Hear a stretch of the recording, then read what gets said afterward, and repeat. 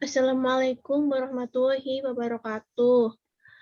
Kami dari kelompok 5 akan mempresentasikan tentang web komunikasi yang beranggotakan saya sendiri, Miladia Dial Fitri, dengan nomor NIM B11 2019 05701.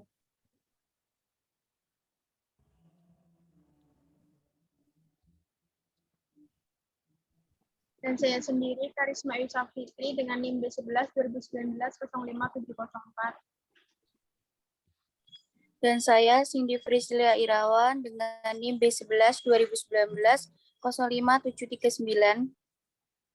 Dan saya, Sarifah Nurhazana, dengan NIM B11 2019 05717.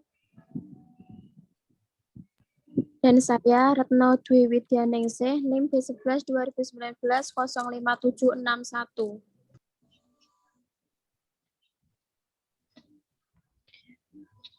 Yang pertama, fungsi komunikasi. Fungsi utama dalam kelompok atau organisasi. Manajemen yaitu komunikasi bertindak untuk mengelola perilaku anggota dalam berbagai cara. Ketika karyawan mengikuti deskripsi pekerja mereka atau mematuhi dengan kebijakan perusahaan, komunikasi menjalankan fungsi manajemen. Yang kedua, umpan balik. Merupakan komunikasi menciptakan umpan balik dengan menjelaskan kepada karyawan apa yang mereka harus lakukan, seberapa baik mereka melakukannya, dan bagaimana mereka dapat meningkatkan kinerja mereka.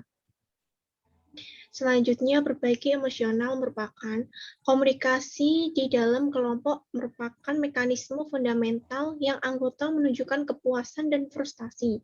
Oleh karena itu, komunikasi menyediakan berbagai perasaan secara emosional dan pemenuhan kebutuhan sosial. Selanjutnya, persuasi merupakan emosional.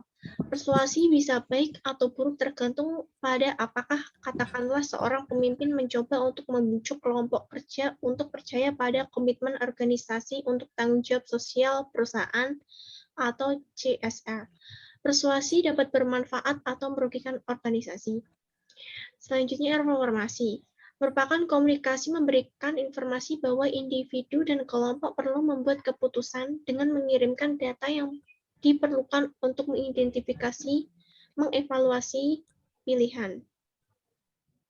Selanjutnya akan dibacakan oleh teman saya. Selanjutnya ada arah komunikasi. Komunikasi membagi dimensi vertikal menjadi arah ke bawah dan arah ke atas. Yaitu yang pertama, komunikasi bawah. Komunikasi ke bawah, komunikasi yang mengalir dari satu tingkat kelompok atau organisasi ke tingkat yang lebih rendah tingkat. Komunikasi atas, komunikasi ke atas mengalir ke tingkat yang lebih tinggi dalam kelompok atau organisasi, digunakan untuk memberikan umpan balik kepada atasan, memberitahu mereka tentang kemajuan menuju tujuan. Selanjutnya akan dibacakan oleh teman saya. Selanjutnya ada mode komunikasi. Yang pertama, komunikasi lisan. Merupakan saran utama untuk menyampaikan pesan. Di sini berupa pidato, diskusi, formal, satu-satu, dan kelompok, dan rumor informal atau selentingan adalah bentuk komunikasi lisan yang populer. Keuntungan dari komunikasi lisan adalah kecepatan, umpan balik, dan pertukaran. Yang kedua ada komunikasi tertulis. Komunikasi tertulis ini meliputi surat, email, pesan instan, majalah, organisasi, dan metode lain yang menyampaikan kata-kata atau simbol tertulis.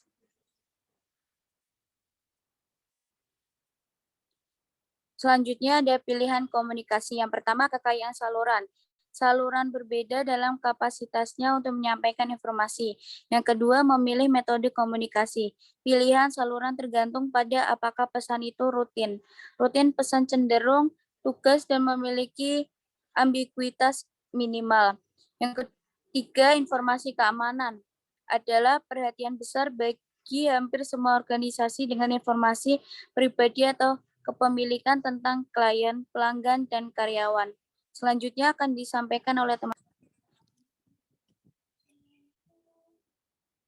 Selanjutnya ada komunikasi persuasif, proses otomatis dan terkendali. Pemrosesan otomatis membutuhkan sedikit waktu dan sedikit usaha.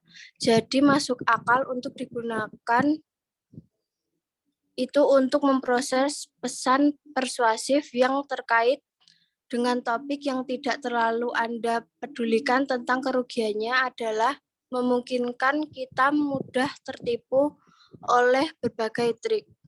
Kemudian ada hambatan untuk komunikasi yang efektif. Yang pertama, penyaringan. Penyaringan mengacu pada pengirim yang sengaja memanipulasi informasi sehingga penerima akan melihatnya lebih baik.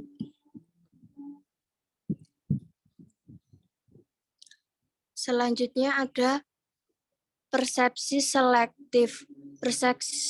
Persepsi selektif penting karena penerima dalam proses komunikasi secara selektif melihat dan mendengar berdasarkan kebutuhan, motivasi, pengalaman, latar belakang, dan karakteristik pribadi lainnya. Kemudian ada kelebihan informasi. Individu memiliki kapasitas terbatas untuk memproses data. Ketika informasi harus bekerja dengan melebihi kapasitas pemrosesan kita, hasilnya adalah informasi kelebihan muatan. Selanjutnya ada emosi. Anda mungkin menafsirkan pesan yang sama secara berbeda saat Anda marah atau putus asa daripada saat Anda bahagia. Kemudian ada bahasa. Bahkan ketika kita berkomunikasi dalam bahasa yang sama, kata-kata memiliki arti yang berbeda hal untuk orang yang berbeda. Usia dan konteks adalah dua faktor terbesar yang mempengaruhi perbedaan tersebut. Slide selanjutnya akan dibacakan oleh teman saya. Selanjutnya, kesunyian. Sangat mudah untuk mengabaikan keheningan atau kurangnya komunikasi karena ditentukan oleh tidak adanya informasi dan kekhawatiran komunikasi. Mereka mungkin merasa sangat sulit untuk berbicara dengan orang lain secara langsung atau menjadi sangat cemas ketika mereka harus menggunakan telepon. Mengandalkan memo atau email ketika panggilan telepon akan lebih cepat dan lebih tepat. Selanjutnya, bohong. Hambatan terakhir untuk komunikasi yang efektif adalah salah mengartikan informasi atau berbohong. Orang-orang berbeda dalam mendefinisi mereka tentang kebohongan. Misalnya adalah sengaja menyembunyikan informasi tentang kesalahan kebohongan.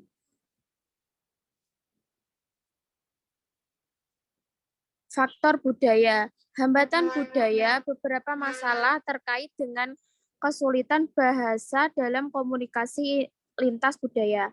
Pertama adalah hambatan yang disebabkan oleh sematik. Kata-kata memiliki arti yang berbeda bagi orang yang berbeda, terutama orang dari budaya nasional yang berbeda.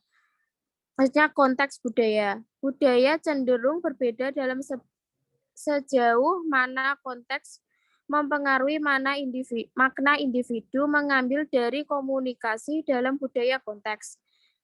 Panduan budaya. Ada banyak yang bisa diperoleh dari komunikasi bisnis antar budaya. Setiap orang dari kita memiliki sudut pandang berbeda yang dibentuk secara budaya.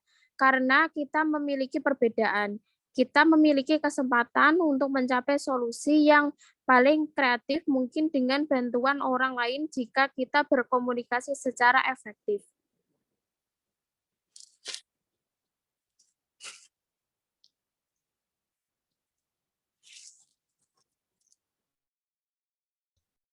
Sekian presentasi yang dapat kelompok kami sampaikan. Kurang lebihnya mohon maaf. Wassalamualaikum warahmatullahi wabarakatuh. Waalaikumsalam warahmatullahi wabarakatuh.